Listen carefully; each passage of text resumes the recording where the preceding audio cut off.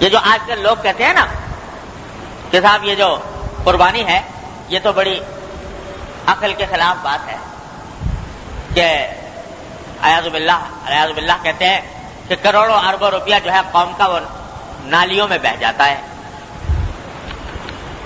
اعوذ باللہ، اور جانوروں کی قلت ہے اور جناب گوشت کی قلت ہے، اور اس میں یہ ایک دن کے اندر اتنے جانور ذبح ہو جاتے ہیں، ملک کی دولت تباہ ہو جاتی ہے۔ یہ وہ لوگ ہیں کہ جن کو ہر آن ہر لمحے اپنی آنکھوں کے سامنے پیسہ ہی ناچتا نظر آتا ہے، پیسے کے سوا، مادہ پرستی کے سوا اور کوئی ان کی نظر میں کسی چیز کی قدر و قیمت نہیں۔ مجھے لطیفہ کسی نے سنایا تھا کہ کوئی تاجر مزاج کے جو آدمی ہوتے ہیں نا، جو ہر وقت روپے پیسے کے چکر میں رہتے ہیں، تو ایسا کہتے ہیں کوئی تاجر کو انتقال ہوا، فرشتے اس کو لے جانے لگے، تو اس سے پوچھا کہ بھائی یہ بتاؤ کہ تمہیں جنت میں لے جائیں کہ جہنم میں لے جائیں؟ تو وہ کہنے لگا جی جہاں 4 پیسے کا فائدہ ہو وہاں لے جاؤ۔ جنت میں 4 پیسے کا فائدہ ہو تو وہاں لے جاؤ، جہنم میں 4 پیسے کا فائدہ ہو تو وہاں لے جاؤ۔ یہ ذہنیت ہے کہ ہر کام دنیا، ہر کام میں پیسہ چاہیے، ہر کام کے اندر مادی منفعت چاہیے۔ وہ یہ سوال کرتی ہے کہ قربانی کے اندر، قربانی کی عبادت میں ہمارا فائدہ کیا ہے 4 پیسے کا؟ جب تک 4 پیسے کا فائدہ نہ بتاؤ تو ہم قربانی کو ماننے کو تیار نہیں۔ اور ان بے عقلوں کو یہ پتہ نہیں کہ یہ عبادت تو رکھی گئی ہے اس عقل کو کچلنے کے لیے، یہ عبادت تو رکھی اس کام کے لیے ہے کہ اچھا ہے دل کے ساتھ رہے پاسبان عقل، لیکن کبھی کبھی اسے تنہا بھی چھوڑ، یہ تو چھوڑی رکھی اس لیے گئی تھی۔ اور اللہ تبارک و تعالیٰ نے یہ عبادت اس لیے رکھی تھی، اسی کو کا پورا قصہ سنایا اللہ تعالیٰ نے کہ ہم نے اپنے نبی صلی اللہ علیہ حضرت ابراہیم علیہ السلام کو کہہ دیا کہ بیٹے کو قربان کرو۔ اب بتاؤ کہ بیٹے کو قربان کرنے کا جو حکم ہے، ذبح کرنے کا، اس کو عقل کی کسی بھی ترازو میں تول لو، کیا یہ حکم کسی طرح عقل کے مطابق بنتا ہے؟ کسی بھی انسان کا قتل کرنا، قرآن نے یہ کہا ہے کہ ایک انسان کا قتل کرنا پوری انسانیت کو قتل کرنا ہے۔ من قتل نفسا بغیر نفس و فساد فی الارض فکأنما قتل الناس جميعا، ایک آدمی کو قتل کر دیا ناحق تو گویا پوری انسانیت کو قتل کر دیا۔ اور انسان بھی کون؟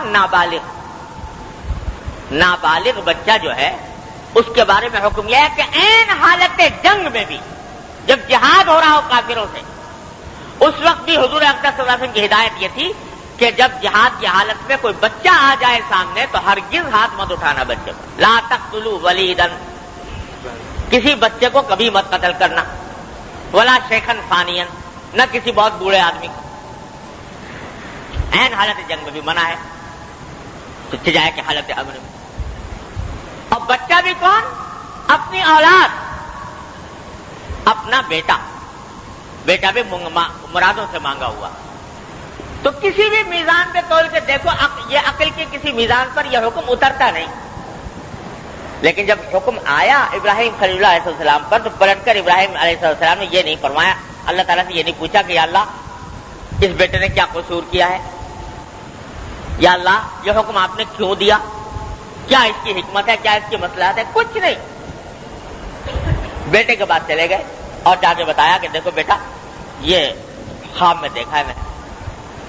بیٹے نے بھی جو بالکل نا عمر نابالغ، اس نے بھی پلٹ کر یہ نہیں پوچھا کہ ابا جان میرے کس گناہ میں مجھے قتل کیا جا رہا ہے، کس قصور کی سزا دی جا رہی ہے، کیوں یہ حکم آیا ہے؟ جواب میں یہ کہا کہ یا ابت افعل ما تؤمر، ابا جان جو حکم آیا ہے کر گزری، اس لیے کہ اللہ کے حکم کے بعد پھر کوئی مجال نہیں ہے کسی کی عقل کے گھوڑے دوڑانے کی، لہذا کر گزری۔ اور میری فکر نہ کیجیے، ستجدونی انشاءاللہ من الصابرین، مجھے انشاءاللہ آپ صبر کرنے والوں میں سے پائیں گے، میں اس کے اوپر بے صبری کا مظاہرہ نہیں کروں۔ یہ جواب دیا۔ ورنہ سیدھی پوچھنے کی بات یہ تھی کہ بھائی آخر کیا حکمت اور کیا مسئلہ ہے اس حکم میں. تو اللہ تبارک و تعالیٰ نے یہ واقعہ بیان فرمایا سورہ صافات میں. تو وہاں پر اللہ تعالیٰ نے فرمایا فلما اسلما،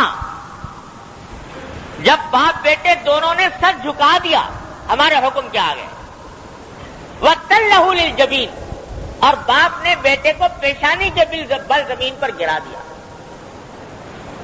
تو نادیناہ ان یا ابراہیم، ہم نے آواز دی یا ابراہیم قد صدقت الرؤیا، آج تم نے اپنا خواب سچا کر دکھایا. اور روایتوں میں آتا ہے، بعض روایتوں میں آیا ہے کہ جب حضرت اسماعیل علیہ السلام کو لے جانے لگے حضرت ابراہیم علیہ السلام، تو انہوں نے یہ کہا کہ انہوں نے مشورہ دیا خود کہ ابا جان جب آپ میرے اوپر مجھے ذبح کریں تو آپ مجھے الٹا لٹائیے گا پیشانی کے بل،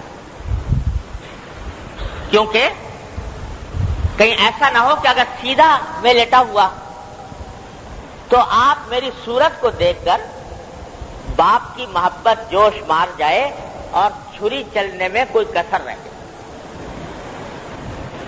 دوسرا یہ کہ آپ مجھے ایسا کیجیے گا کہ میرے سارے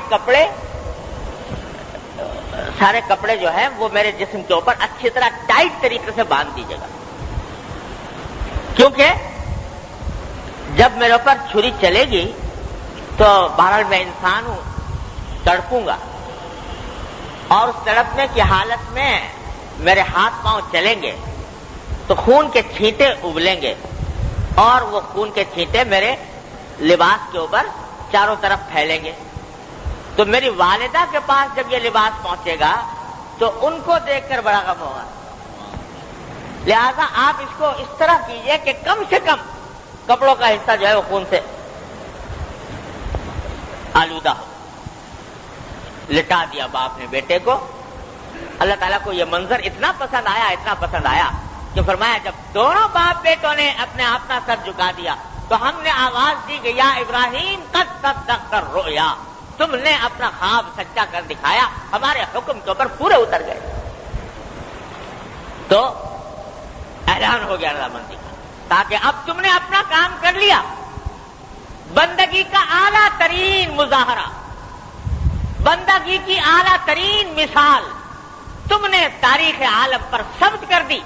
اپنا کام تم نے کر لیا، اب ہمارا کام دیکھو کہ آنکھیں کھولو کہ دیکھو کیا منظر ہے صاحب. آنکھیں کھولی تو دیکھا کہ مینڈا ذبح ہوا پڑا ہے اور اسماعیل علیہ السلام برابر میں بیٹھے مسکرائے.